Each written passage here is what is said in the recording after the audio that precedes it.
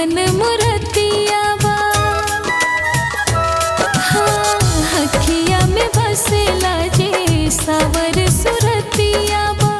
मनवा के भावेला जे मोहन मुरतिया बा।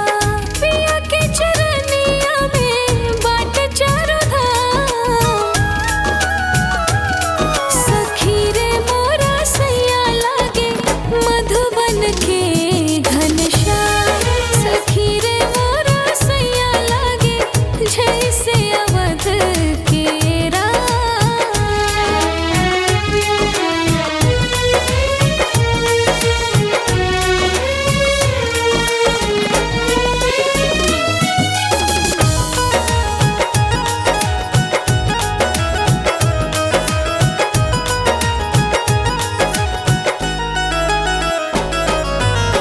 मार के कनखिया जे धीरे से बुलावे हमके। कोरवा में लेके सजन झुलवा झुलावे हमके।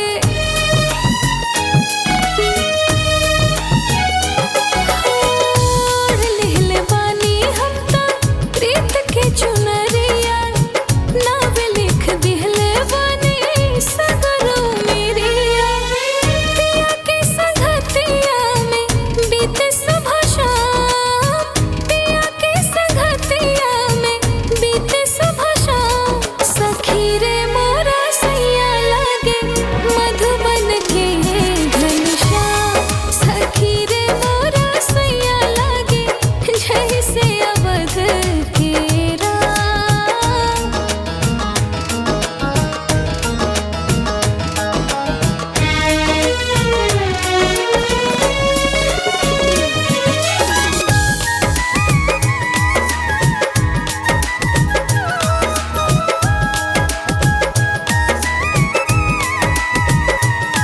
सैया सुहाग बाड़े सुलहो सिंगार हो।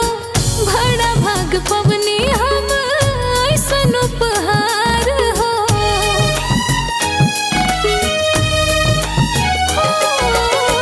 मीठ मीठ बोलिया से हमके रिझावे साजन। जिंदगी में आके पियवा खूब महकावे चंदन। पियवा के देखे बिना ना सूझे कोनो काम।